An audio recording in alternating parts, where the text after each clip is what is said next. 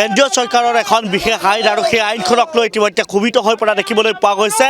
যিসকল দিবানৈশ যিসকল বাছ চালক সন্থা আছে, যিসকল বাছ চালক আছে, সেই বাছ চালকসকলে আচলতে ইতিমধ্যে ক্ষোভিত হৈ পৰা দেখিবলৈ পোৱা গৈছে। আমি এই মুহূৰ্তত আপোনালোকক এই ISBT দৃশ্যাংশ এই মুহূৰ্তত দেখুৱাইছোঁ, যিহেতু এইসকল ড্ৰাইভাৰ ইতিমধ্যে সেই বিলখনক লৈ কেন্দ্ৰীয় চৰকাৰৰ সেই বিশেষ বিলখনক লৈ ইতিমধ্যে ক্ষোভিত হৈ পৰা দেখিবলৈ পোৱা গৈছে। যে বিলখনত স্পষ্টভাৱে লিখা আছে যে যদি বাছ চালকসকলে যদি কেনেবাকৈ দুৰ্ঘটনাত পতিত হয়, সেই দুৰ্ঘটনাত পতিত হ'লে তাত যদি কোনো লোকৰ মৃত্যু হয় তেনেহ'লে 5 বছৰ সষ্টম কাৰাদণ্ড বিহা হ'ব, সমান্তৰালকৈ 10 লাখ টকাৰ জৰিমনা ইতিমধ্যে বিহা হ'ব বুলি স্পষ্টভাৱে তাত উল্লেখ কৰা আছে। আৰু তাৰ পিছতে সেই কেন্দ্ৰীয় চৰকাৰে সেই বিলখন ইতিমধ্যে গৃহীত কৰিবলৈ লোৱাৰ প্ৰাক মুহূৰ্ততে দেখিবলৈ পোৱা গৈছে এইসকল বাছ চালকে ইতিমধ্যে প্ৰতিবাদ সাব্যস্ত কৰা দেখিবলৈ পোৱা গৈছে। চৰকাৰৰ বিৰুদ্ধে এক প্ৰকাৰে ক্ষোভিত হৈ পৰিছে। চৰকাৰৰ বিৰুদ্ধে এইসকল লোকে ইতিমধ্যে মাত মাতিবলৈ ওলাই আহিছে। কেৱল এই ISBTৰ দৃশ্যাংশহে মই এই মুহূৰ্তত দেখুৱাইছোঁ। ৰাজ্যৰ বিভিন্ন প্ৰান্তৰ সমান্তৰালকৈ দেশৰ বিভিন্ন প্ৰান্ততো ইতিমধ্যে প্ৰতিবাদ সাব্যস্ত কৰা হৈছে। এই চৰকাৰৰ কেন্দ্ৰীয় চৰকাৰৰ এই বিশেষ বিলখনক যে আচলতে কোনো কাৰণতে মানি লোৱা নহ'ব, সেই বিষয়টোকো লৈ ইতিমধ্যে তেওঁলোকে ক্ষোভিত হৈ পৰিছে। আৰু এটা কথা ইয়াৰ মাজতেই স্পষ্টভাৱে তেওঁলোকে উল্লেখ কৰিব বিচাৰিছে যে বাছখনৰ যদি কেনেবাকৈ দুৰ্ঘটনাত পতিত হয় তেনেহ'লে তাত যিসকল লোকৰ আচলতে মৃত্যু হ'ব, তেওঁলোকক যদি আচলতে চিকিৎসা কৰা নহয়, চিকিৎসাৰ দায়িত্বও ল'ব লাগিব। সমান্তৰালকৈ যদি সেই লোকজনৰ মৃত্যু হয় তেনেহ'লে কিন্তু সেই মৃত্যু হোৱা লোকজনৰ ক্ষেত্ৰত 5 বছৰ সষ্টম কাৰাদণ্ড, সমান্তৰালকৈ 10 লাখ টকাৰ জৰিমনা বিহা হ'ব। কিন্তু ড্ৰাইভাৰজনৰ ব্যৱস্থা কি লোৱা হ'ব, যে ড্ৰাইভাৰজনৰ ওপৰত আচলতে কিবা গুৰুত্ব প্ৰদান কৰা হ'ব নে নহ'ব, যদি তাত সাধাৰণ জনতাই উত্তেজিত হয়, যদি আচলতে ড্ৰাইভাৰজনৰ ওপৰত কিবা আক্ৰমণাত্মক ব্যৱস্থা গ্ৰহণ কৰে, কিবা আক্ৰমণৰ যদি ব্যৱস্থা লয়, তেনেহ'লে সেই ক্ষেত্ৰত কোন দায়বদ্ধ হ'ব, সমগ্ৰ বিষয়সমূহক লৈ ইতিমধ্যে তেওঁলোকে প্ৰতিবাদ সাব্যস্ত কৰা দেখিবলৈ পোৱা গৈছে। মই আপোনাৰ কাষলৈ প্ৰথমে আহিছোঁ, যিহেতু এখন কেন্দ্ৰীয় চৰকাৰৰ এখন বিশেষ আইন, যিখন আইনক লৈ এক প্ৰকাৰে আপোনালোক ক্ষোভিত হৈ পৰিছে। আইনখনত স্পষ্টভাৱে লিখা আছে যে এখন বাছে যদি দুৰ্ঘটনাত পতিত হয়, তাত যদি কোনো লোকৰ মৃত্যু হয় তেনেহ'লে 5 বছৰ সষ্টম কাৰাদণ্ড, সমান্তৰালকৈ 10 লাখ টকাৰ জৰিমনা বিহা হ'ব। তাৰ মাজত কিন্তু আৰু বহু সুৰুঙা ৰাখি থৈ যোৱা দেখিবলৈ পোৱা গৈছে। প্ৰথম মন্তব্যটো মই আপোনাৰ লৈ ল'ব বিচাৰিছোঁ সেই বিষয়টোক লৈ। তো এই আইনখন কোনোপধ্যে গ্ৰহণযোগ্য নহয়, কিয়নো এই আইনখনৰ মতে আমাৰ দুইফালৰ পৰা মৰণ আছে। যদি আইনে কোৱা মতে যিজন মানুহক আমি এক্সিডেণ্ট কৰিম তেখেতক হস্পিটেলাইজ কৰিব লাগিব আৰু তেখেতক ট্ৰিটমেণ্ট কৰিব লাগিব, আৰু আমি মেজিষ্ট্ৰেট বা পুলিচ থানাত খবৰ দিব লাগিব। আমি গাড়ী ৰখাই তাত নমা মানে আমি মৰা। কাৰণ যেতিয়া এটা এক্সিডেণ্ট হয়, ওচৰৰ মানুহখিনি খুব উত্তেজিত হৈ পৰে, আৰু সেই উত্তেজিত অৱস্থাত যিকোনো কাৰ্য সংঘটিত হ'ব পাৰে। ইয়াত অমিত শ্বাহ ডাঙৰীয়াই যিটো আইনৰ কথা ক'লে, সেই আইনত এবাৰো নক'লে যে এক্সিডেণ্টত সেই মানুহজন মৰাৰ কথাহে ক'লে। আমি যদি পোষ্টত মাৰি আমি ড্ৰাইভাৰজন মৰোঁ, সেই ড্ৰাইভাৰজনক গভৰ্ণমেণ্টে কি দিব? যেতিয়া নিয়ম হয় চবৰে কাৰণে হ'ব লাগে। আমি ইয়াত আটাইতকৈ ইজিকৈ ক'বলৈ গ'লে আমি গভৰ্ণমেণ্টক ইমান ডাঙৰ এটা ছাপৰ্ট দিছোঁ, আমি এমপ্লয়মেণ্টটো আমি নিজে উলিয়াইছোঁ। কোনো গভৰ্ণমেণ্টৰ সহায় নোলোৱাকৈ আমি আমাৰ হেণ্ডিমেনক ড্ৰাইভাৰ বনাইছোঁ, আমি নিজে নিজে ড্ৰাইভাৰ হৈছোঁ। আমি এটা হিউজ ছাইট গভৰ্ণমেণ্টৰ আমি চলাই আছোঁ। গোটেই পৰিবহণ বিভাগটো আমাৰ, তাত গভৰ্ণমেণ্টৰ 1 টকাও অৰিহণা নাই। ড্ৰাইভাৰ আমি বনাইছোঁ হেণ্ডিমেনৰ পৰা কৰি এনেকুৱা এটা আমি সহায় কৰি থকা অৱস্থাত আমাক এনেকুৱা ধৰণৰ আইন জাপি দিয়াটো কোনোমতে যুক্তিসংগত হ'ব নোৱাৰে।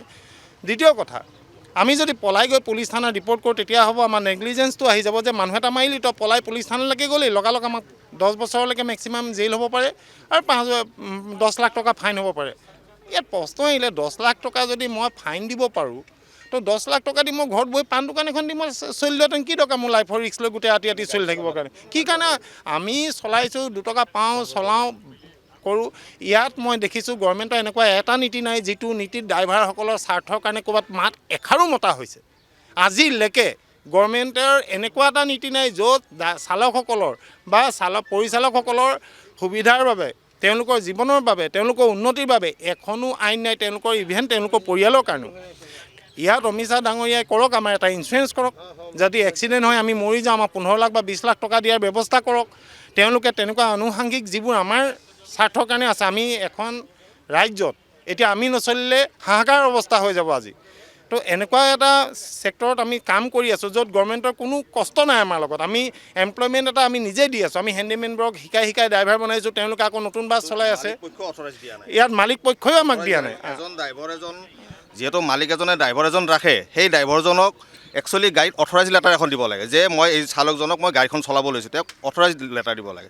তাৰে ওপৰঞ্চি যিটো আমাক দৰমহা পাব লাগে সেই দৰমহাটোতো আমাৰ নাই। আমি খৰাকী যিটো ডেইলি হাজিৰা খৰাকী পাওঁ, খৰাকীৰ ওপৰত আৰু বাহিৰত গ'লে কিবা 2 টকা পালোঁ, সেই হিচাপত আমি ঘৰখন চলাই আছোঁ। তাৰে ওপৰঞ্চি যিটো আমাৰ আজি অমিত শ্বাহ ডাঙৰীয়া যিখন আমাৰ মানে কি আইন আমাৰ ওপৰত জাপি দিছে, সেই আইনখন মতে যদি আমি সেই আইনখন যদি লগু হৈ থাকে, যদি মালিক পক্ষ যদি আমাৰ যদি হেৰি কৰে, তেতিয়াহ'লে আমি সাজু আছোঁ। মালিক পক্ষ আমাক চাথ দিব লাগিব যে ঠিক আছে এইটো আইনত তহঁতে চলাবি, আমি যি কৰিব লাগে তোৰ ঘৰ পৰিয়াল চলাব লাগে, 10 লাখ টকা জৰিমনা ভৰিব লাগে, তহঁতক জেলৰ পৰা উলিয়াব লাগে, আমি ৰিক্স ল'ম। যদি সেই মালিক পক্ষ যদি সেইটো যদি ৰিক্স লয় তেতিয়াহ'লে আমি গাড়ী চলাওঁ, আৰু যদি সেই মালিক পক্ষ যদি মাত নামাতে তেতিয়াহ'লে আমি গাড়ী নচলাওঁ। আৰু চব নিজা আপোনালোকক মই এটা ব্যক্তিগত বিষয় মই সুধিব বিচাৰিছোঁ, আপোনালোকে যে দিনে নিশাই গাড়ী চলায়, সেই চলোৱাক লৈ আপোনালোকে ড্ৰাইভাৰ হিচাপে যিহেতু কাম কৰিছে, মালিক পক্ষৰ ফালৰ পৰা আপোনালোকক কিবা মাহেকী দৰমহা দিয়া হয় নে নহয়? মাহেকীয়া দৰমহা কাৰো বৰ্তমান নাই, বৰ্তমান সেইটো চিষ্টেম নাই। কাৰণ চিষ্টেমটো এনেকুৱা চিষ্টেমত কৰি থৈছে, অথৰাইজ লেটাৰখন দিয়াৰ লগে লগে গোটেইখিনি আহি যায়, দৰমহাও দিব লাগিব, PF দিব লাগিব, মেডিকেল দিব লাগিব, গোটেইখিনি দিব লাগে। সেই গতিকে কোনো ড্ৰাইভাৰক আজিলৈকে অথৰাইজ লেটাৰ নাই দিয়া। আৰু খোৰাকীও যিটো দিয়ে সেই খোৰাকীত আমাৰ ঘৰ নচলে। আমি যদি বাহিৰা 2-1 পইচা নাপাওঁ তেতিয়াহ'লে আমাৰ ঘৰত মাছ মাংস কিমান দিন নোখোৱাকৈ থাকিব লাগিব তাৰ কোনো গেৰাণ্টি নাই। এনেকুৱা নহয় যে চবেই ভাবে নাইট ছুপাৰ ড্ৰাইভাৰ মানে খুব টকাৰ মালিক আমি, তেনেকুৱা কোনো কথা নাই। মানুহ ৰাস্তাত 2-এটা পালেহে আমি পইচা পাওঁ। ইয়াত সেইখিনি আমাৰ ছেকেণ্ডেৰী কথা হৈ গ'ল। প্ৰথম আহিলে আইনৰ কথাটো।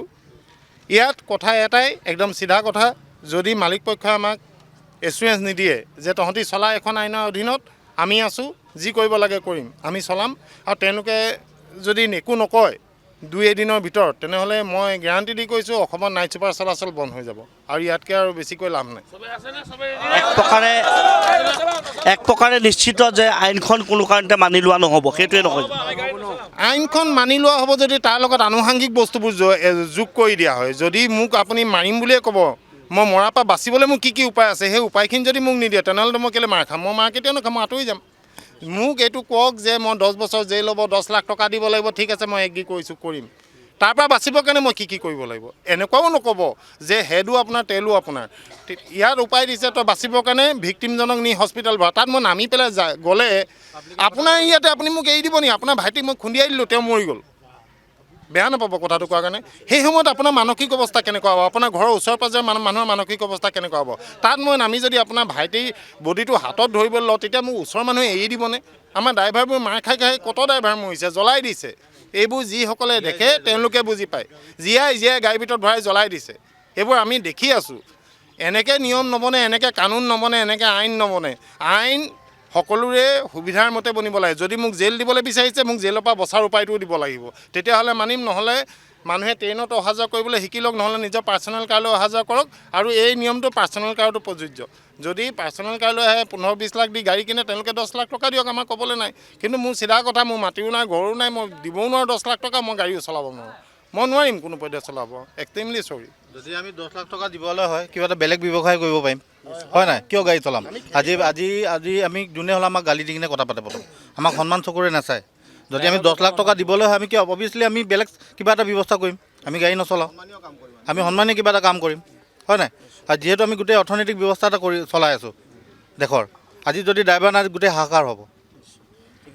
ধন্যবাদ জ্ঞাপন কৰিছোঁ। এয়া আচলতে দিবানৈখন যিসকল ড্ৰাইভাৰ আছে সেই ড্ৰাইভাৰসকলৰ মন্তব্য আমি ইতিমধ্যে শুনাইছোঁ যে অমিত শ্বাহৰ যি মন্তব্য, অমিত শ্বাহৰ সেই বিলখনক লৈ, অমিত শ্বাহে যিখন বিল আচলতে উত্থাপন কৰিছে, সেই বিলখনক লৈ ইতিমধ্যে ক্ষোভিত হৈ পৰা দেখিবলৈ পোৱা গৈছে।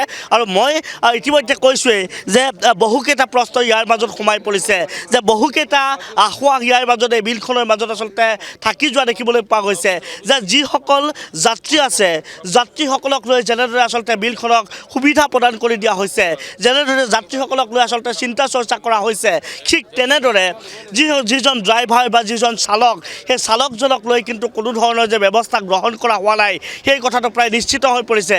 আৰু এটা কথা মই ইয়াৰ মাজতে কৈছোঁ, মই তেওঁলোকৰ মন্তব্য ইতিমধ্যে লৈছিলোঁ যে যিসকল বাছৰ মালিকসকলে তেওঁলোকক মাহিলী কিবা দৰমহা হিচাপে দিয়ে নেকি, সমগ্ৰ বিষয়টোকো লৈ মই ইতিমধ্যে তেওঁলোকৰ লগত প্ৰশ্ন উত্থাপন কৰিছিলোঁ। তেওঁলোকে এটা কথা কৈছে যে তেওঁলোকক কোনো ধৰণৰ দৰমহা দিয়া নহয় সমান্তৰালকৈ তেওঁলোকে যিখন বাছ ইতিমধ্যে চলাচল কৰে তেওঁলোকে যিখন বাছ চলায় সেই বাছখনৰো কিন্তু কোনো অথৰাইজ লেটাৰ তেওঁলোকে মালিক পক্ষৰ পৰা নাপায় সেই বিষয়টোকলৈ এটা গুৰুত্ব প্ৰদান কৰা হৈছে যে যদি অথৰাইজ লেটাৰখন যদি দিয়ে তেনেহ'লে যিজন ড্ৰাইভাৰ হওক বা যিজন ড্ৰাইভাৰ হওক দুইজনৰে ব্যৱস্থা কিন্তু হেণ্ডিমেনৰ সমান্তৰালকৈ হেণ্ডিমেনজনৰো সমগ্ৰ ব্যৱস্থা কিন্তু মালিক পক্ষই কৰি দিব লাগিব কিন্তু তেওঁলোকক সেই অথৰাইজ লেটাৰখনো দিয়া নহয় সমান্তৰালকৈ তেওঁলোকক মাহিলী দৰমহাও কিন্তু দিয়া নহয় আৰু এনেদৰেই কেন্দ্ৰীয় চৰকাৰৰ এই বিলখনক লৈ এতিয়া সকলো লোকে আচলতে ক্ষোভিত হৈ পৰা দেখিবলৈ পোৱা গৈছে মই আপোনাৰ কাষলৈ আহিছোঁ যিহেতু মই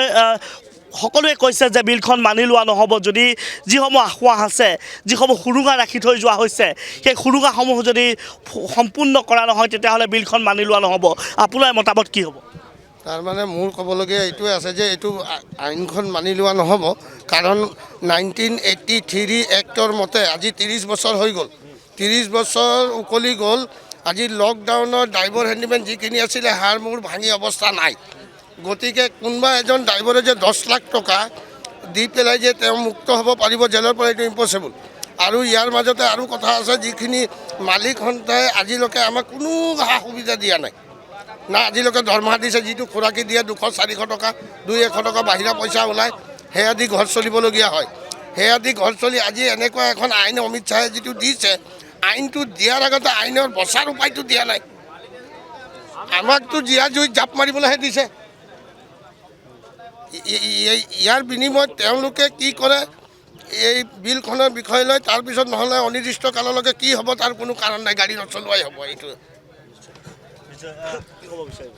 অবভিয়াছলি মই এটা কথাই ক'ম ঠিক আছে আজি আমি ড্ৰাইভাৰ হেণ্ডিমেন অকল আজি তেওঁলোকে যিখন মানে আইন লাগু কৰিছে সেইখন আইনৰ মতে তাৰমানে আজি আমি গাড়ী চলালে যদি আজি ৰাস্তাত মেকুৰী এটাও মৰে যেনেকৈ মানুহজন মৰে 10 লাখ দিব লাগিব ঠিক আছে আজি ৰাস্তাৰ কিনাৰত যদি আপোনাৰ এজন মানুহ যদি চুলাই খাই কিনে যদি গৈ কিনে যদি নিজে যে পৰি দিয়ে সেইজন মানুহৰ 10 লাখ কোনে দিব ঠিক আছে সেইটো আমি দিব লাগিব ন' ডাউট মই যদি কাইলৈ যদি মোৰ পেচা উঠি গ'ল মই মৰি গ'লোঁ মই ড্ৰাইভাৰ কিন্তু সেইজন মানুহ নিজৰ প্ৰাইভেট গাড়ী লৈ আহিলে মানে অমিত শ্বাহ মতে মই কৈ আছোঁ সেইজন মানুহে নিজৰ প্ৰাইভেট গাড়ী লৈ আহিলে কিন্তু মই ড্ৰাইভাৰ একচুৱেলি ছুপাৰ ড্ৰাইভাৰ কিন্তু মোৰ বেহুচ হৈ গ'লোঁ মই পেচা উঠি গ'ল মই মৰি গ'লোঁ মোৰ ল'ৰা ছোৱালী 2-3টা মই মৰি গ'লোঁ সেই প্ৰাইভেট মানুহজনে যে মোক মাৰি দিব মানে মই বেহুচ হৈ গ'লোঁ সেইটো সময়তে মই পৰি গ'লোঁ ডেট মিনছ সেইটো সময়তে সেইখন গাড়ী মোক চেপি দিলে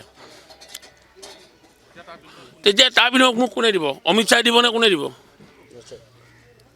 হয়নে ঠিক আছে আজি আমি 2-3টা আমি ল'ৰা ছোৱালী এৰি থৈ কিনে আজি আমি গাড়ী চলাই আছোঁ তেওঁলোকে এখন কি আইন লাগু কৰিলে যে আমাৰ ড্ৰাইভাৰে যদি গাড়ী যদি কেনেবাকৈ যদি মানুহ এটা মাৰে তেতিয়া আমি 10 লাখ টকা দিব লাগে যদি 10 লাখ দিবই লাগে তো মই কি মোৰ মাথা ক্ৰেক আছে নেকি যে মই 10 লাখ টকা যদি মই দিবই পাৰোঁ এজন মানুহ মাৰিবলৈ তো মই ঘৰত এখন মই আৰামত মই মাইকী ল'ৰা ছোৱালী মই ঘুমটি টকা দি মই বহিম নিশ্চয় ঠিক আছে আজি অমিত শ্বাহ পুতেকে আজি মই কৈ আছোঁ আপোনাক আজি অমিত শ্বাহ পুতেকে আজি চাৰ্টাৰ্ড বাছ চলি আছে অমিত শ্বাহ পুতেকৰ এটা শ্বেয়াৰ আছে আজি চাৰ্টাৰ্ড বাছে গাড়ী এখনে মানুহ এটা মাৰি দিয়ক চাৰ্টাৰ্ড বাছৰ কোম্পানী অমিত শ্বাহ পুতেকে ভাবিনে কোনে বহিব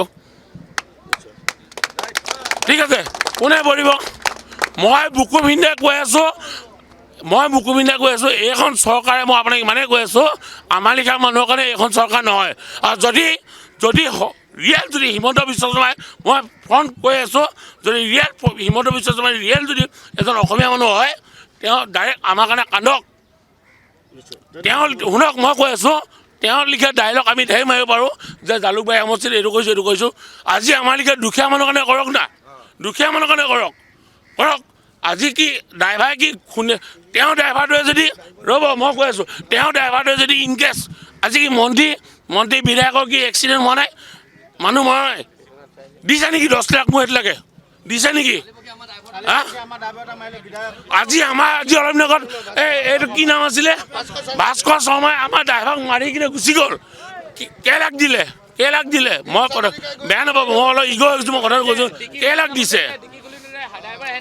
দিলে মাঘে কেলে ভিডিঅ'চোন ছেইম ভিডিঅ' ওলালে তেওঁচোন গাড়ী ৰখাই আপোনাৰ কয়লাৰ কাৰণে চিণ্ডিকেটৰ কাৰণে গাড়ী ওলাই গ'ল সেইবোৰ বাচি গ'ল কিন্তু আজি আমাৰ ড্ৰাইভাৰ মাৰি থৈ গ'ল আৰু ডেৰখন মাৰি থৈ গ'ল তাক কেই টকা দিলে আজি মুখ মাৰি থৈ যাওক আজি এইবিলাক কথা ক'লে চাগে ঠিক নাই মই হয়তো চবকে কৈ দিছোঁ ইমানখিনি কথা কোৱাৰ কাৰণে চাগে মোক গধূলি মোক জেললৈও দিব পাৰে ধন্যবাদ জ্ঞাপন কৰিছোঁ যিহেতু আমি আপোনালোকক মন্তব্য শুনাইছোঁ এয়া দিবালৈশ বাছ সন্থাৰ মন্তব্য ইতিমধ্যে শুনাইছোঁ যে কেন্দ্ৰীয় চৰকাৰৰ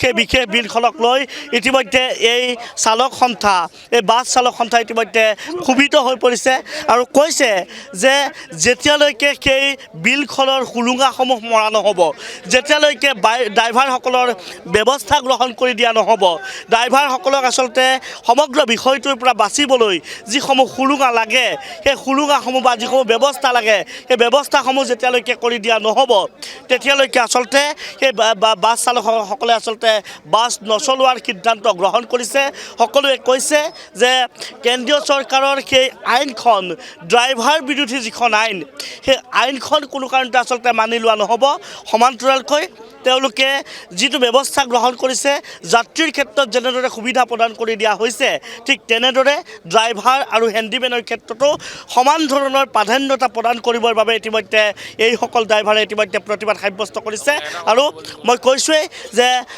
হয়তো যদি এনেদৰে এই আইনখন যদি আচলতে বাহাল ৰাখিব বিচাৰে তেনেহ'লে হয়তো যে ৰাজ্যতে নহয় দেশৰ বিভিন্ন প্ৰান্তত যে বাছসমূহ যে নচলোৱাৰ সিদ্ধান্ত গ্ৰহণ কৰিব সেয়া কিন্তু নিশ্চিত পুনৰ মই আপোনাৰ কাষলৈ আহিছোঁ কি ক'ব বিচাৰিব মই অকল এটা কথা ক'ব বিচাৰিছোঁ ঠিক আছে আমাৰ হাতত যদি কেনেবাকৈ যদি কোনোবা এজনৰ যদি প্ৰাণ যায় 10 লাখ টকা দিব লাগে ঠিক আছে 10 লাখ টকা দিম ঠিক সেই সময়তে সেনেকৈ আমাৰ মালিকবোৰে আমাক বেতন সেনেকৈ দিব নাই আজি যেনেকৈ মই ড্ৰাইভাৰ মোৰ হেণ্ডিমেনজন আছে সেনেকৈ সেইটো হিচাপে আমাক চেলাৰীটো দিব নাই সেইটো লাগিব যদি দিব নোৱাৰে তেতিয়াহ'লে অনিৰ্দিষ্ট কালৰ কাৰণে আমি গাড়ীয়ে বন্ধ কৰি দিম অনিৰ্দিষ্ট কালৰ কাৰণে আমি গাড়ী বন্ধ কৰি দিম সেইটো কাৰণে মই চবেই ৰাজি আছেনে চবেই ক'বলৈ চবেই আছেনে যেতিয়ালৈকে বেতনৰ কোনো যদি কনফাৰ্ম নহয় মানে যেতিয়া ফিক্স নহয় তেতিয়াহ'লে আমি ক'ৰপৰা দিম 10 লাখ দিব নোৱাৰোঁ সেইটো কাৰণে তেতিয়াহ'লে আমাৰ বেতন ফিক্স কৰি দিয়ক সেইটোৱে কৰিব লাগিব যোনটো ড্ৰাইভাৰে 10 লাখ টকা ভৰিব নাই গাড়ী নচলাব বছ ইমানে কথা ধন্যবাদ জ্ঞাপন কৰিছোঁ যিহেতু